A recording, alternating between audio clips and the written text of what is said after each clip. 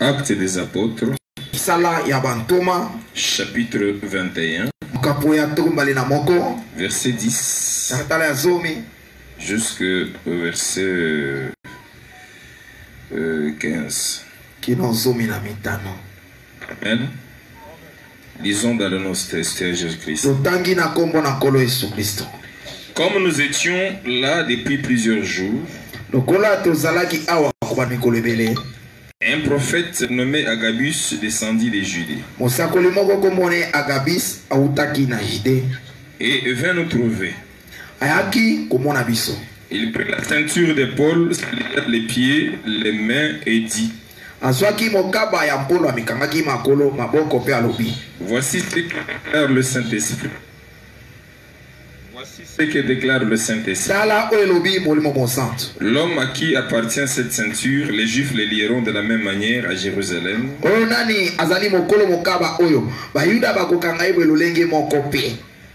À Jérusalem.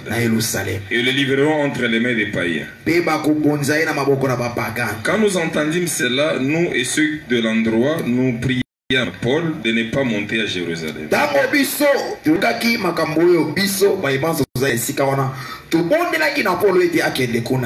Alors il répondit: que faites-vous en pleurant et en méprisant le cœur?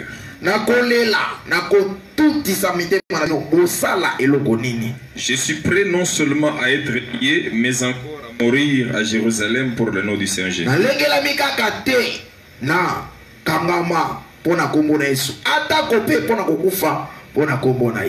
Comme il ne se laissait pas persuader, nous n'insistâmes pas et nous dîmes que la volonté du Seigneur soit faite.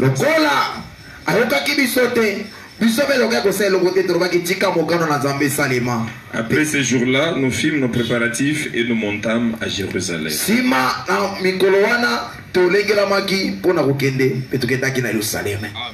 Amen. Que l'Éternel accorde bénédiction à sa parole. Que Dieu bénisse, on peut l'acclamer encore et s'asseoir. Que Dieu bénisse. Nous continuons à parler sur l'importance de la vision. Parce que c'est la vision qui donne de la valeur à quelqu'un.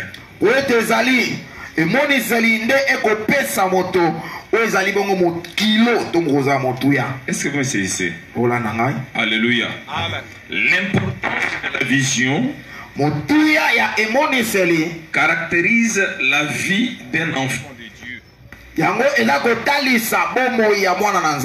d'un leader, d'un serviteur de Dieu. Amen. Amen. C'est ce qui fait de quelqu'un un disciple, comme le fut Simeon et tant d'autres dans la Bible. Amen. Amen. Des gens qui n'ont pas reculé devant des problèmes, des gens qui ont été courageux, des gens qui avaient l'assurance, des gens qui avaient la foi. Alléluia. Amen. Voici quelques éléments de ce que nous apporte l'importance de la vie dans notre vie.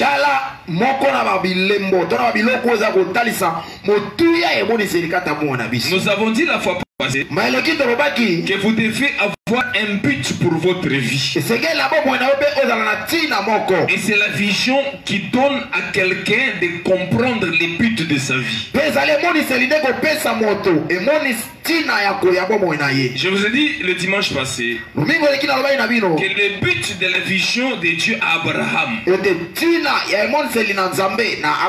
c'était d'avoir le fils promis qui était Isaac. Tout ce qui s'est passé dans la vie d'Abraham faisait partie du parcours d'Abraham. Mais l'objectif final, c'était obtenir Isaac. C'était avoir Isaac. Quand vous comprenez le but de votre vie par la vision, d'où l'importance de la vision. C'est là que nous avons dit que la vision va motiver même votre prière. À l'exemple de Anne, la femme de Elkana. Anne était persuadée qu'elle devait avoir un fils. Poussée par ces besoins-là. Parce que c'était le but de sa vie. En ce moment-là, même si Elkana pouvait lui proposer un avion, même si Elkana pouvait lui proposer des maisons, des villas, toutes ces choses-là n'auraient aucune importance pour Anne. Parce que ce qui était dans la vision de Anne en ce moment-là, c'était d'avoir un fils. C'est pour cela, bien aimé, quand vous comprenez l'importance de la vision dans votre vie, ou le but de votre vie, vous ne serez pas ébranlé par-ci par-là. Amen. C'est pour cela que la première des choses, il faut avoir un but dans sa vie. Avoir un but dans sa vie, ceci est le fait d'être doté de la vision de l'intention de Dieu. Je vous ai parlé par rapport à l'importance de la vision. Dans l'importance de la vision, vous devez être doté de la vision de l'intention de Dieu. Tu me comprends? Alléluia. La vision de l'intention de Dieu, c'est comprendre le programme de Dieu, le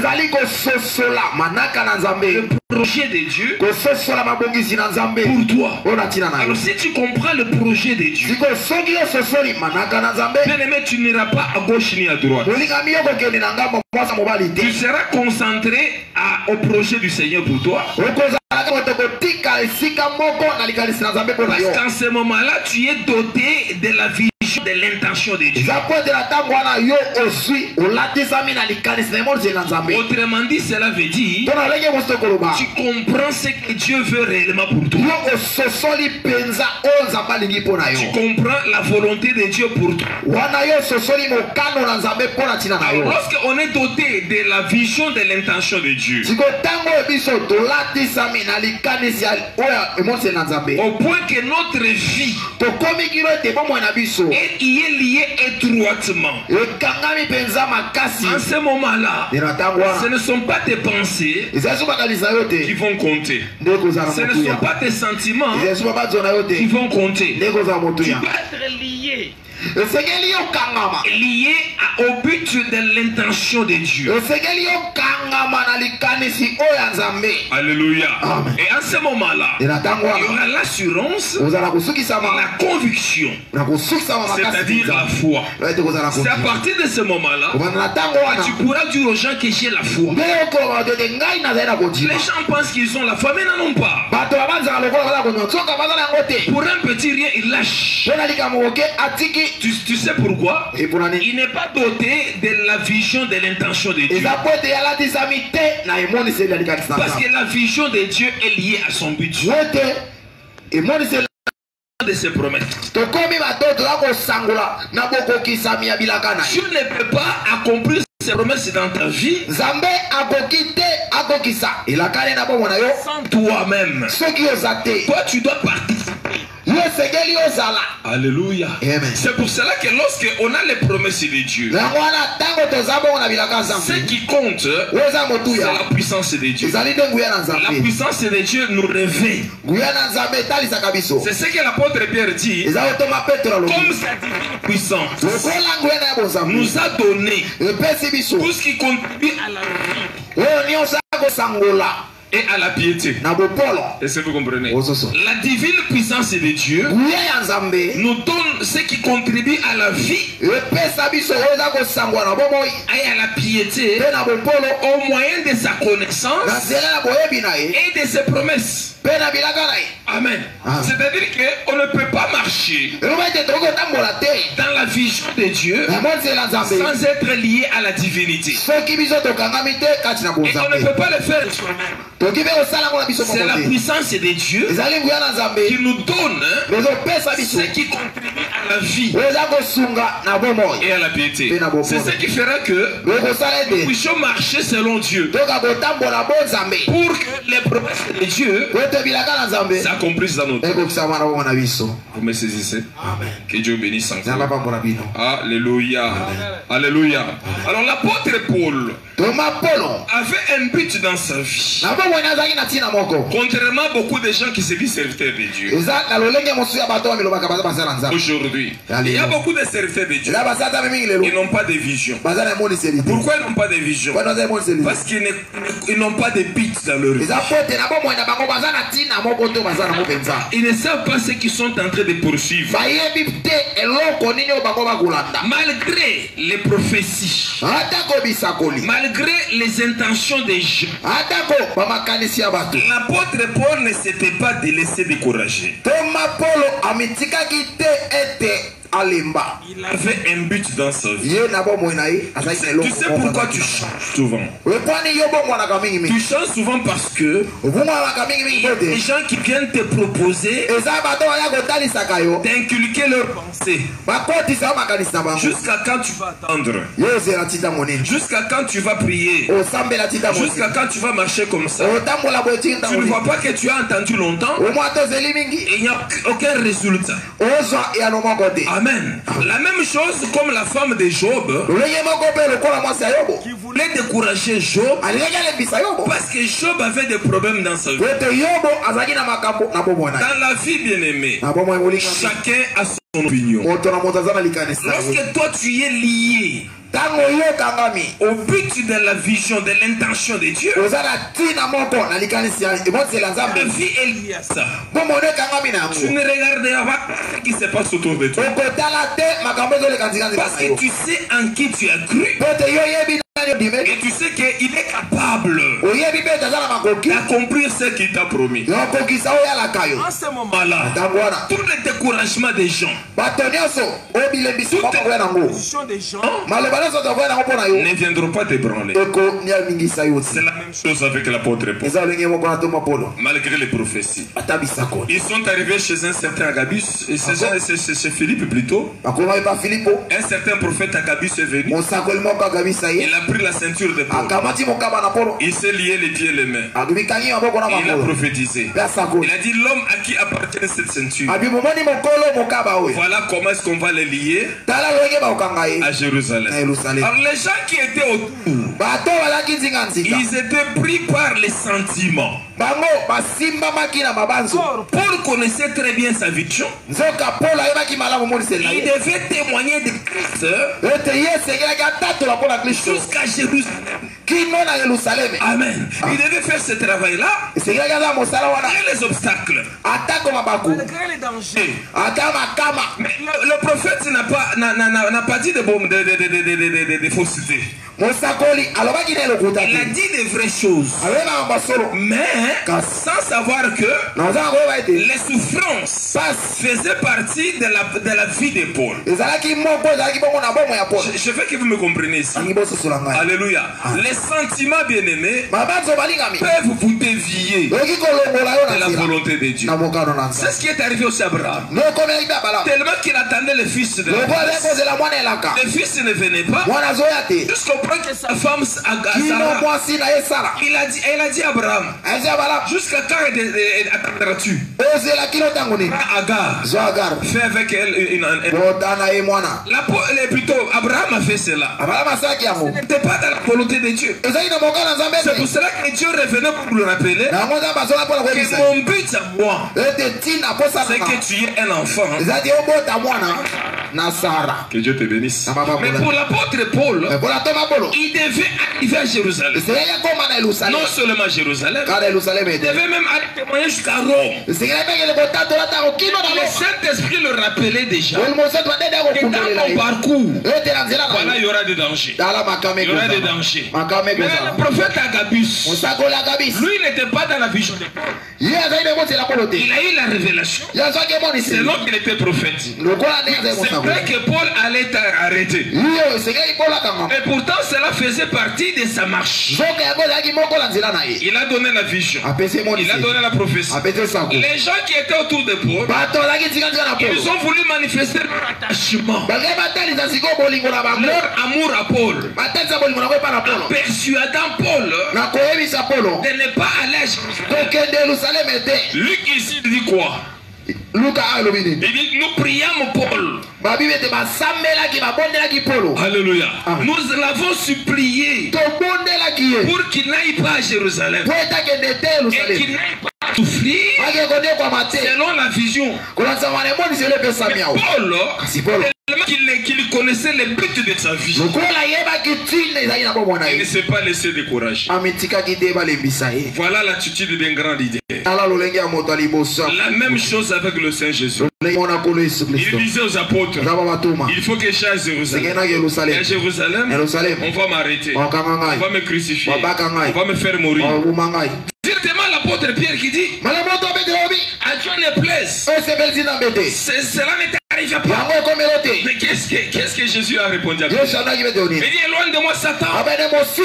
Tes pensées ne sont pas celles de Dieu. Bien-aimé, vous ne pouvez pas avoir de bonnes pensées. Ces pensées-là sont des pensées humaines. Mais ce ne sont pas celles des pensées de Dieu. Moi je t'enseigne ces choses pour que tu comprennes l'importance de la vision dans ta vie. Bien-aimé, tu feras un parcours de héros, un parcours de grands hommes. Ce ne sont pas les souffrances qui peuvent te décourager. Quelle que soit ta position actuelle, tout cela fait partie du cours normal. Mais le problème, quel est le but de Dieu? Il faut que tu sois doté de la vision de l'intention de Dieu dans ta vie, pour que tu comprennes, pour que tu connaisses la volonté de Dieu.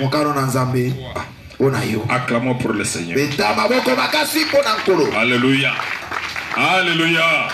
L'apôtre Paul avait un but dans sa vie. La raison d'être chrétien. Quelle est ta raison d'être chrétien? Quelle est ta raison d'avoir la foi aujourd'hui? Quelle est ta raison de suivre le Seigneur Jésus? Si tu ne sais pas pourquoi tu le suis, si tu ne sais pas pourquoi tu le suis, pourquoi tu viens à l'église, pourquoi tu pries, je laisse ce moment pour que cela entre dans ta vie. Ne venez pas à l'église pour le plaisir de venir. Sachez ce que vous cherchez. C'est pour cela que nous venons à l'église. Il n'y a pas de progrès. Même ta présence dans cette église, quelle est la vision de Dieu pour toi? Pourquoi Dieu t'a amené dans cette église? Que Dieu vous bénisse. Il y a quelqu'un qui m'écoute. Alléluia. Alléluia. C'était la raison d'être de Paul. Autrement dit, il disait que ma raison d'être, c'est d'accomplir. C'est que j'arrive à l'accomplissement, à l'aboutissement de Dieu.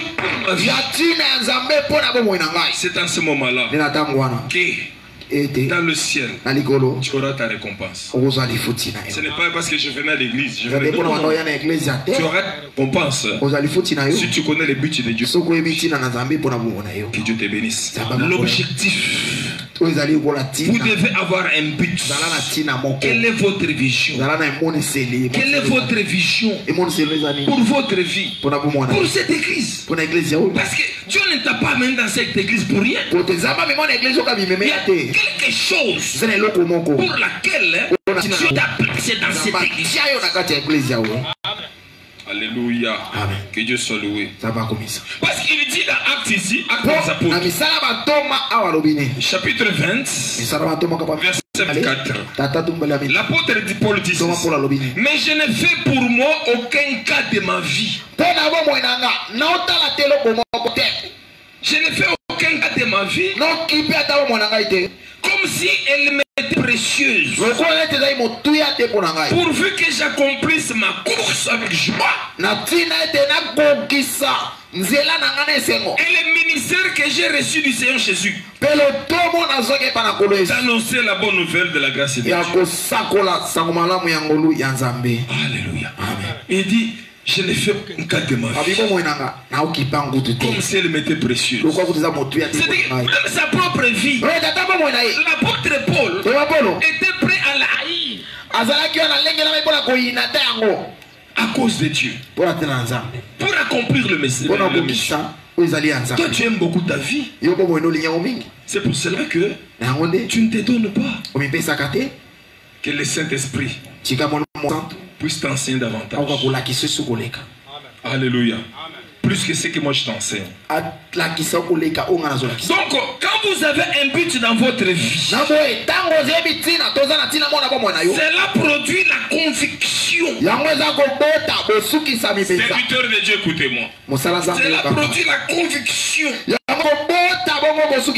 Amen. La première des choses, c'est avoir un but pour sa vie. Et la deuxième des choses, ce but pour ta vie produira en toi la conviction. Alléluia.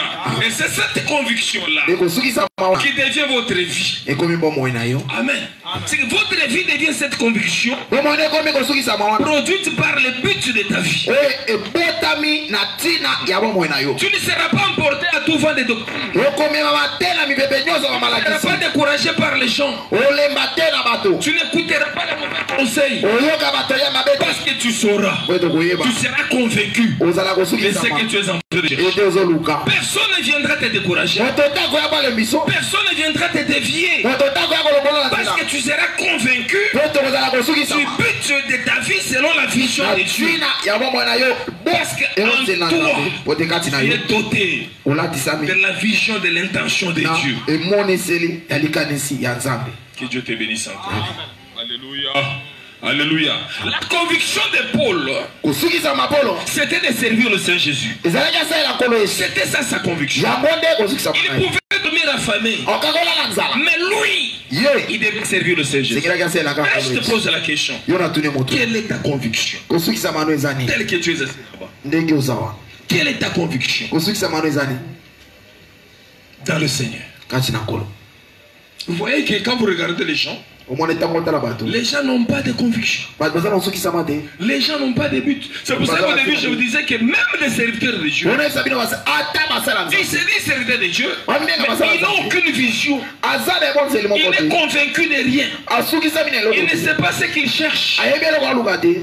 Il faut que tu saches ce que tu dois chercher. Bien aimé, si tu es comme ça, tu seras inébranlable. Tu seras un grand leader. Quelle est ta conviction? Parce que ceux qui ont la conviction ne sont pas ébranlés facilement. Les accompagnateurs de Paul ont cherché à le persuader. On cherche à lui montrer que nous t'aimons. Nous ne voulons pas que tu souffres à Jérusalem. Paul dit: mais qu'est-ce que vous dites? Qu'est-ce que vous faites là? Vous me faites de la peine. Je suis non seulement convaincu à servir le Seigneur, si tu réponds à quelqu'un comme ça, demain ne viendra plus. Ton problème, c'est pas si tu écoutes les gens. C'est pour ça que la vision de Dieu dans ta vie doit être importante. Tu dois primer devant toutes choses. Même ta mère, même ton père, même tes frères, Il ne peut jamais changer. Parce que tu es doté de la vision de l'intention. Que Dieu te bénisse. Alléluia. Alors lorsque tu as la conviction, écoute-moi ma soeur, c'est la conviction dans ta vie qui va produire maintenant la passion. Alléluia. Quand je regarde les enfants de Dieu, quand je regarde les serviteurs de Dieu, ils servent Dieu sans passion. Vous devez être passionné par la vie. Des gens qui viennent à l'église quand ils veulent, ils servent Dieu quand ils veulent. Il n'est pas passionné. Je ne sais pas si vous comprenez la passion. Il y a des gens qui ont la passion du sport, qui ont la passion du football. Moi je me rappelle quand on était encore des petits enfants à Lubumbashi, match de football. Nous on entrait au stade à 10h, 11h. Il y a des gens qui ont été comme ça. On entrait au stade à 10h, 11h. Et je sais la place où je me tenais là-bas. Quand on va là-bas, on était en train de chanter. On avait la passion. La passion du foot. Si vous avez la conviction, cela produira en vous la passion. Regarde-toi bien. Je te prête ces choses pour que tu comprennes. Est-ce que Dieu, quand il te regarde, il dit voici ma servante, voici mon serviteur. Tu n'as pas de passion parce que tu n'as pas de conviction. Le travail de Dieu sans conviction, bien aimé, ne t'amènera nulle part. Tu dois être convaincu de ce que tu fais. Tu dois être convaincu de ce que tu crois. Même si je ramène ça dans la chair. Quand tu es convaincu que cette femme, c'est ma femme, cet homme, c'est lui qui est pour ma vie, tu seras passionné. Il peut te donner rendez-vous à 16h. Toi tu viendras à 14h. Parce que tu as la passion. Alléluia. Que Dieu soit béni. Alléluia. Quand vous avez la conviction, vous serez passionné. La passion, écoute-moi très bien. La passion, c'est chercher la chose. C'est chercher la chose. Amen. Écoute-moi très bien. La passion, c'est chercher la chose pour laquelle on peut mourir. C'est comme ça que les gens disent.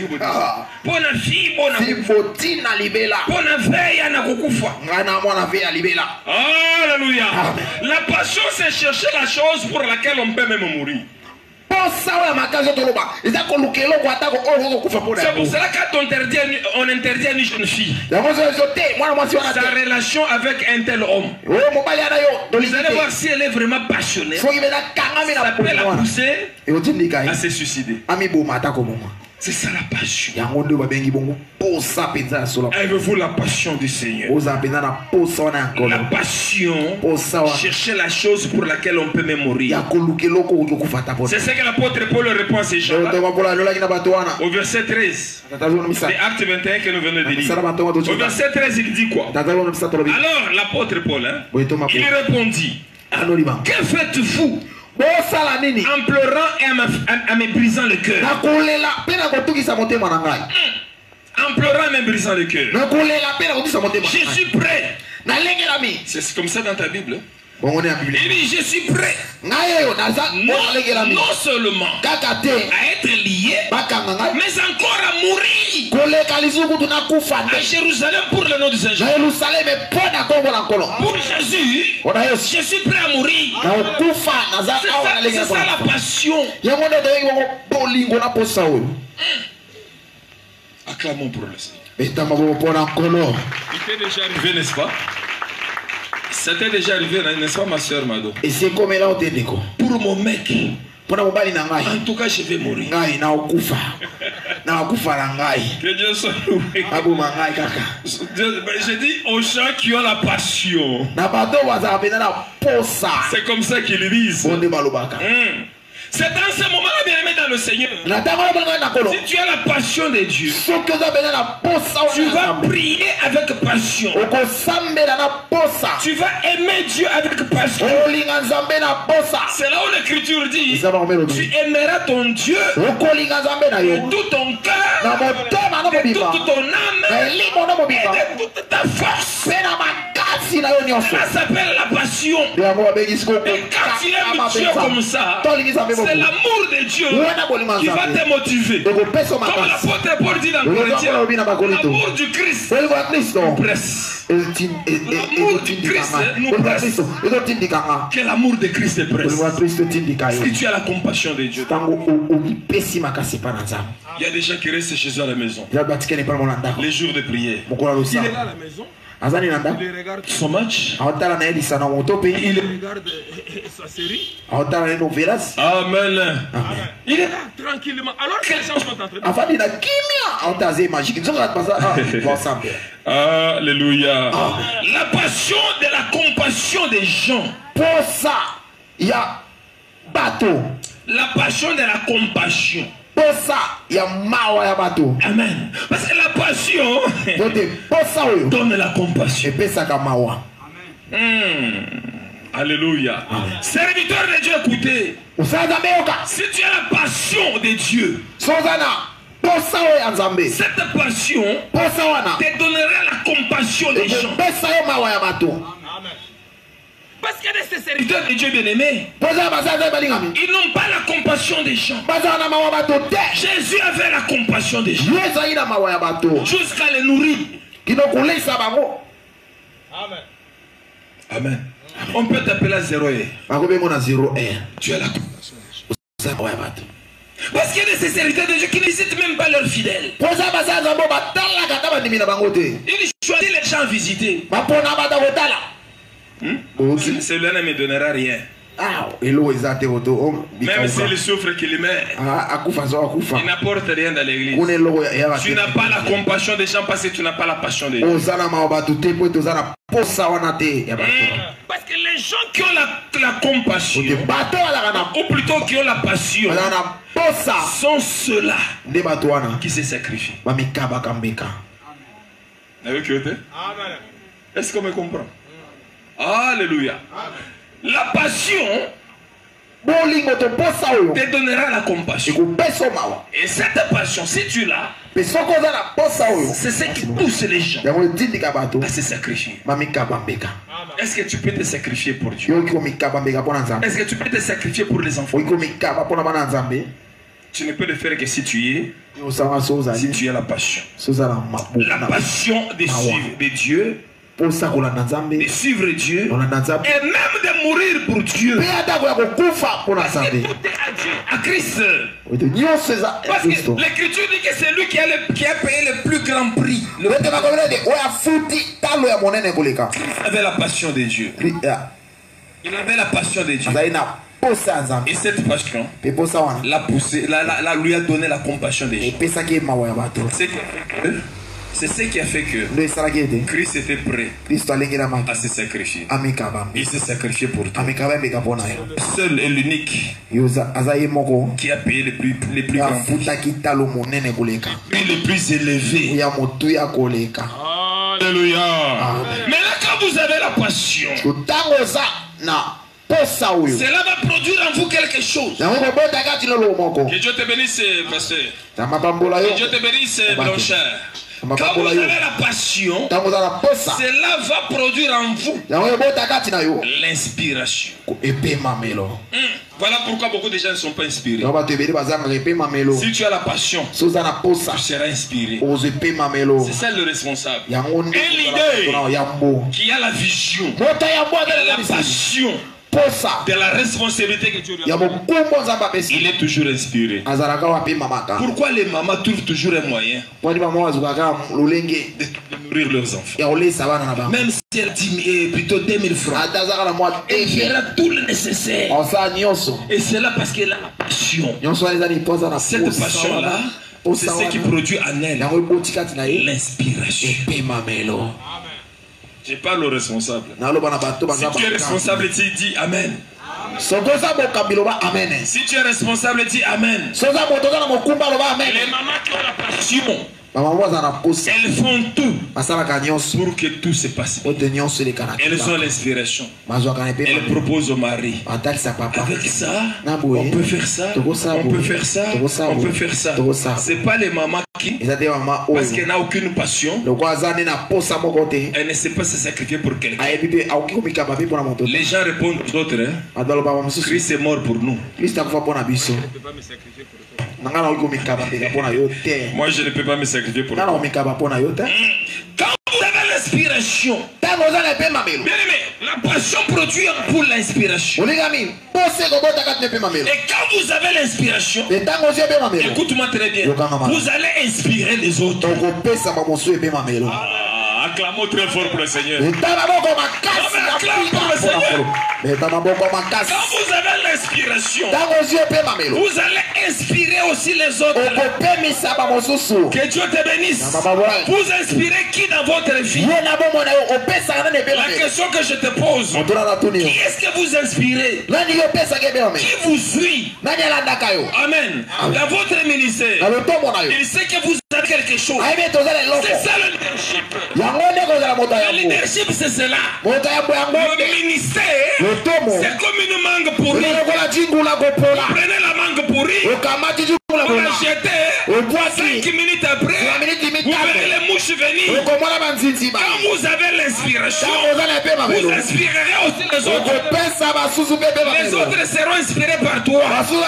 Et les autres vous suivront. C'est ça le leadership. Vous n'allez pas nous dire n'importe quoi. Un ministre de Dieu, il doit connaître ses principes. Il doit avoir ses leadership. Et bien aimer le leadership, ce n'est pas seulement dans le ministère. Ça peut être dans ta famille. Ça peut être dans ton quartier.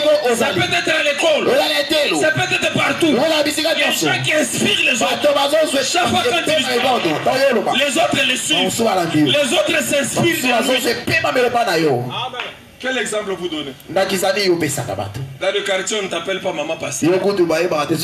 Parce qu'il y a des gens qu'on appelle maman pasteur ou pasteur, mais ne prie pas à cause de son leadership.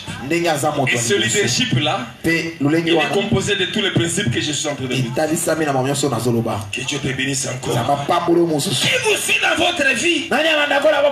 Amen. Depuis qu'on vous a donné la responsabilité, oh frère, conduis à l'intercession. Quelques temps après l'intercession, c'est parti. Oh mon frère, prenez la responsabilité de la chorale. Personne ne te suit parce que tu n'inspires personne. Prends la responsabilité de la jeunesse. Prends la responsabilité de l'évangélisation. Amen. On te donne le travail. 3 semaines après, c'est foutu. Parce que tu n'inspires personne. Tu n'inspires personne. Je peux aujourd'hui, bien aimé, si Dieu nous fait grâce, il nous donne un endroit à Maluku, à Kinkole, à Kitambo, au serviteur tel. Vas-y là-bas, commence à travailler là-bas. Je verrai si tu inspireras les gens. Parce que si tu inspires les gens, tu es un vrai ministre. Tu es une mangue pourrie. On te jette quelque part. Et les mouches vont te suivre. Alléluia. Est-ce que vous inspirez qui dans votre vie? Qui vous suit dans votre vie? Vous donnez quel exemple aux gens? Même dans le quartier. Est-ce qu'il y a des gens qui veulent être comme vous? Gloria. Gloria. Alléluia. Amen. Alléluia. Amen. Le peuple, il suit la vision. Le peuple, il suit la passion de quelqu'un. Et non les hommes. Alléluia. Amen. Le peuple n'est pas les hommes. Il suit la passion, la vision. L'exemple de Mandela. Mandela avait la passion. Mandela avait la vision. C'est ce qui fait le problème. Alléluia. Oh, tu te dis, moi je suis leader politique. Tu n'as jamais inspiré personne. Ta vie n'est pas un exemple. Personne ne suivra. Personne ne suivra. Tu vas marcher dans la manipulation, dans le mensonge. C'est comme ça que sont beaucoup de leaders politiques. Ils n'ont aucune inspiration de nos autres. Ils ne marchent que dans le mensonge. Ils ne font que manipuler les personnes. Il s'est dit leader politique. Mensonge. Alléluia. Ce sont des choses innées. Que Dieu donne aux gens. Que Dieu te bénisse. Qui te soutiennent. Parce que les gens doivent soutenir tes rêves. Alléluia. Les gens doivent soutenir tes projets. Parce que tu es un leader. Toi, tu as des projets qui n'inspirent personne. Parce qu'en toi, il n'y a pas de passion. Responsable d'une église, au programme de prière, toi-même tu ne viens même pas. Il y a veillé de prière. Et les jours de veillée, toi tu ne viens pas. On vient te dire, pourquoi tu n'es pas venu? Il faisait très très froid. Les gens ne te suivront plus. Parce que tu n'as pas de passion. Alléluia. Et les gens qui ont l'inspiration en eux influencent les autres. Ils influencent la vie des autres. C'est cette influence-là qui produit le leadership. Oh, je parle à deux personnes seulement ici. C'est cette influence qui produit le leadership. Même si tu es une femme, tu peux être une femme leader. Ah, je n'entends pas. Alléluia. Tu peux être une femme leader. J'ai déjà vu un homme qui dit à sa femme, en tout cas je t'aime beaucoup, tu m'inspires beaucoup, c'est pour cela que je t'avais doté 2 fois. Est-ce qu'il y a des femmes qui ont déjà été dotées 2 fois? Le mari l'a déjà doté. C'est là qu'il voit sa femme. C'est une leader. Elle est la deuxième fois. Je suis content.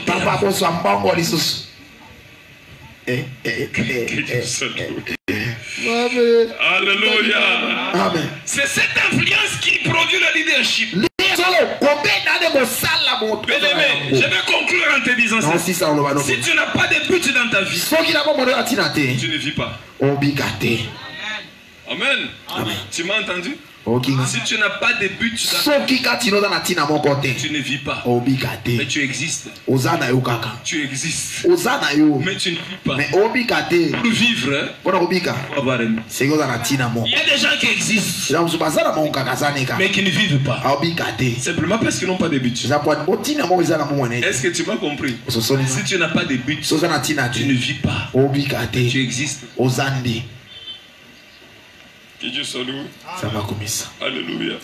Ceux qui ont le but savent qu'ils font, c'est ce qu'ils font et ce qu'ils cherchent. Parce que la vie, il faut la vivre.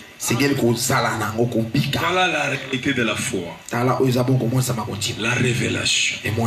Tu dois savoir ce que tu es, ce que tu fais et ce que tu cherches. C'est ça la vie.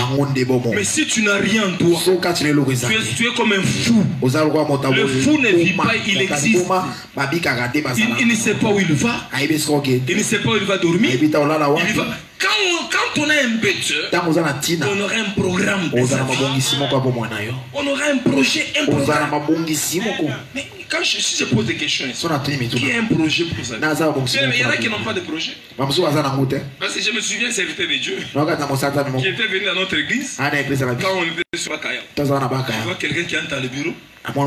Oh, je cherche l'homme de Dieu. Vas-y, entrez.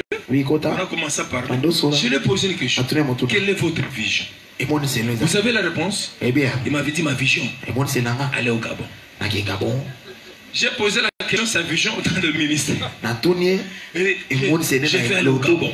Au Gabon, il pense que c'est là qu'il va vivre.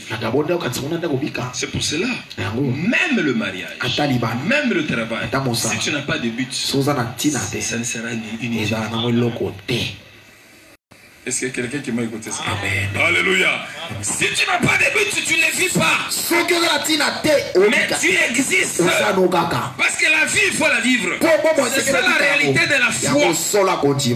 C'est ça la réalité de la foi. J'ai toujours dit, quand ton père se répète. Amen. Quand ton père se répète, on se perd. La vision se perd. Quand ton père sa vision, on se perd. Quand ton père se répète, on se perd totalement. Alléluia. Et ceci clôture ma prédication d'aujourd'hui. Je suis venu parler aux responsables qu'ils comprennent l'importance de la vision dans votre vie. Maintenant, si tu as un but pour ta vie, tu auras la passion. J'aimerais que chacun de nous, partout où il se trouve, à la maison, nous puissions prier. Prier. Prie pour ton but. Si tu n'en as pas, Dieu c'est un terrain qui t'inspire, qui te donne la vision. Quelle est la vision? Bien aimé, si tu comprends ça, tu ne te décourageras pas. Tu peux jouer aujourd'hui. Sache que demain, tu réussiras. Tu sais pourquoi? La vision de Dieu n'échoue jamais. La vision de Dieu n'a jamais échoué. Il faut être doté de la vision de l'intention de Dieu. C'est-à-dire que la vision de Dieu pour toi, qu'est-ce que Dieu a programmé pour ta vie? Ce que Dieu a programmé, ça n'échouera pas. C'est toi qui te perds parce que tu n'as pas de repère. Ton repère, c'est la vision. Je viens te parler de ces choses pour que tu comprennes l'importance de la vision de Dieu dans ta vie. Maintenant, retrouve-toi. Lorsque tu vas te retrouver, prie maintenant Dieu. Tu verras que les autres choses seront utilisées. Ce sera le parcours. Abraham a marché. La Bible dit il a attendu 25 ans avant de voir le fils de la promesse.